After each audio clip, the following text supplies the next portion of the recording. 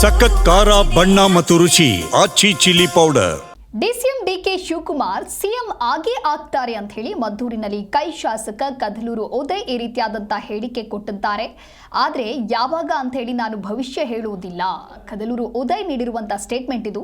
CM ಬದಲಾವಣೆ ವರಿಷ್ಠರ ತೀರ್ಮಾನದಂತೆ ಆಗಲಿದೆ. ವರಿಷ್ಠರು ಯಾವ ರೀತಿಯಾದಂತಹ ತೀರ್ಮಾನವನ್ನ ತೆಗೆದುಕೊಳ್ತಾರೋ ಅದಕ್ಕೆ ನಾವೆಲ್ಲರೂ ಕೂಡ ಬದ್ಧ ಅನ್ನುವಂತಹ ರೀತಿಯಲ್ಲಿ ಕೈ ಶಾಸಕ ಕದಲೂರು ಉದಯ್ ಹೇಳಿಕೆ ಕೊಟ್ಟಿದ್ದಾರೆ. ಡಿಸಿಎಂ ಡಿಕೆ ಶಿವಕುಮಾರ್ ಅವರೇ ಸಿಎಂ ಆಗೇ ಆಗ್ತಾರೆ ಅನ್ನುವಂತ ಹೇಳಿಕೆಯನ್ನ ಕೊಟ್ಟಿದ್ದಾರೆ. ನಾಯಕತ್ವ ಬದಲಾವಣೆಯ ಕುರಿತಂತೆ ಒಂದು ಕಡೆ ಜಟಾಪಟಿಗಳು ಸಾಕ್ತಾನೆ ಇದೆ. ಅದರ ಬೆನ್ನಲ್ಲೇ ಇದೀಗ ಮತ್ತೆ ಹೇಳಿಕೆಯನ್ನ ಕೊಟ್ಟಿದ್ದಾರೆ. ಮದ್ದೂರಿನಲ್ಲಿ ಕಾಂಗ್ರೆಸ್ನ ಶಾಸಕ ಕದಲೂರು ಉದಯ್ ಸಿಎಂ ಬದಲಾವಣೆಯ ಕುರಿತಂತೆ ಅಂದ್ರೆ ವರಿಷ್ಠರು ಯಾವ ರೀತಿಯಾದಂತಹ ತೀರ್ಮಾನವನ್ನು ತೆಗೆದುಕೊಳ್ತಾರೆ, ಹೈಕಮಾಂಡ್ ನಿಂದ ಯಾವ ರೀತಿಯಾದಂತಹ ನಿರ್ಧಾರ ಬರುತ್ತೆ ಆ ಒಂದು ಡಿಸಿಷನ್ಗೆ ನಾವೆಲ್ಲರೂ ಕೂಡ ಬದ್ಧರಾಗಿರ್ತೇವೆ. ಜೊತೆಗೆ ಡಿಸಿಎಂ ಡಿಕೆ ಶಿವಕುಮಾರ್ ಅವರೇ ಸಿಎಂ ಆಗ್ತಾರೆ ಅನ್ನೋದಾಗಿ ಹೇಳಿಕೆ ಕೊಟ್ಟಿದ್ದಾರೆ. ನಿರ್ಧಾರ ಮಾಡಿದಾಗ ಆಗ್ತದೆ, ಅದ್ರ ಬಗ್ಗೆ ಏನ್ ಸದ್ಯಕ್ಕೆ ಏನ್ ಚರ್ಚೆ ಇಲ್ಲ.